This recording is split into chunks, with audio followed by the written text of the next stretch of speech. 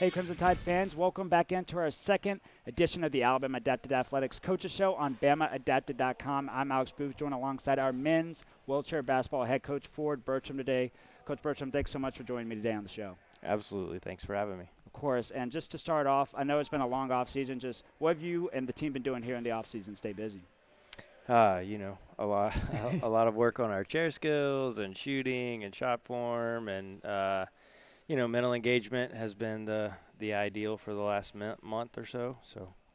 And I know just you all been ramping up. School's been in session here for a couple of months. Y'all been ramping up. What's it been like just having all the players back on campus here ramping up in the facility for the season to start here next week?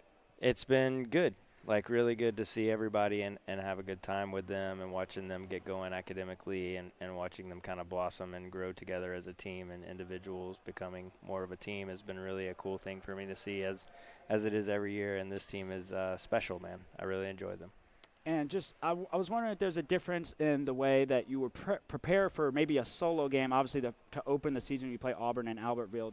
So just one solo game versus you're used to playing a tournament, a whole weekend of games. Is there a difference in the preparation that goes into playing for one game middle of the week versus a tournament on the weekend?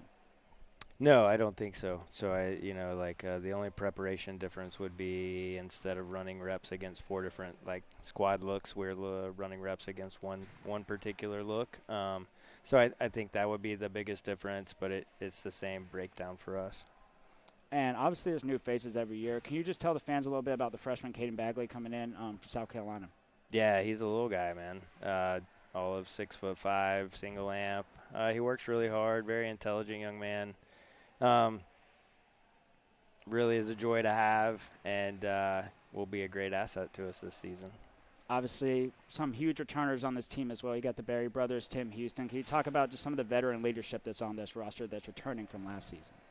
Yeah, so the guys that were young last year mentally have grown into more of a leadership role in the last season and a half. So it's nice to see those guys kind of blossoming, and then our fifth year guy, Peter Berry. It's nice to see him enjoying, the aspects of giving back knowledge that he's gained over the last 5 years, and then also being able to push his teammates to be better and demand more out of them. So it's really always a fun thing to kind of watch them settle into their new roles as you get going throughout the year.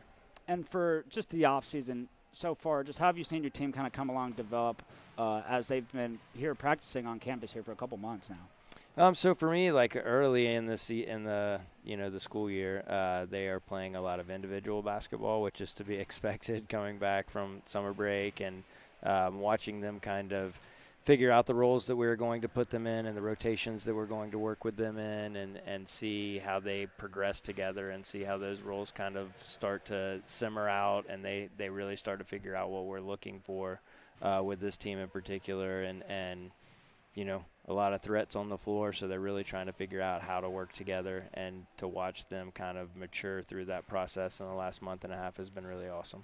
Last year had a lot of talented freshmen on the roster.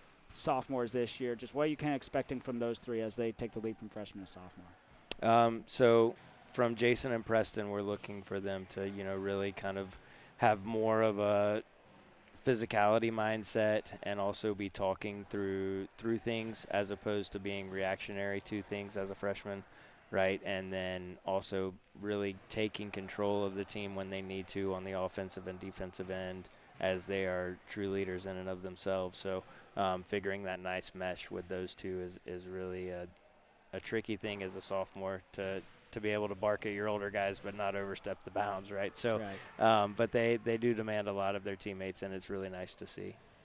That's awesome to have from undergraduate students always, especially the lower level sophomore, as you mentioned. Just final question here to wrap up the coaches show. Just what are you looking for your team to be to say that was a successful first game, obviously, besides getting a win against Auburn and Albertville?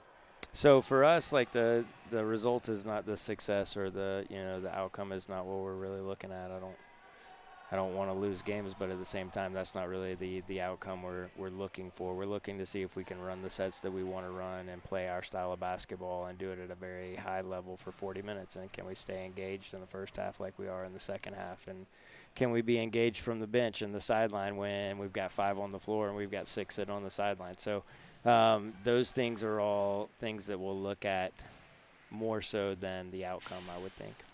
Should be a fun one. In Albertville next week, we'll have the broadcast on AlabamaAdapted.com as Adam Hambright and I will be on the call. And Albertville should be a fun time as y'all get set to open the season against the Auburn Tigers. I'm really excited, and I'm really glad that y'all are going. I look forward to it. I look forward to it as well. Once again, thank you, Crimson Tide fans, for tuning in to the Alabama Adapted Athletics Coaches Show on BamaAdapted.com.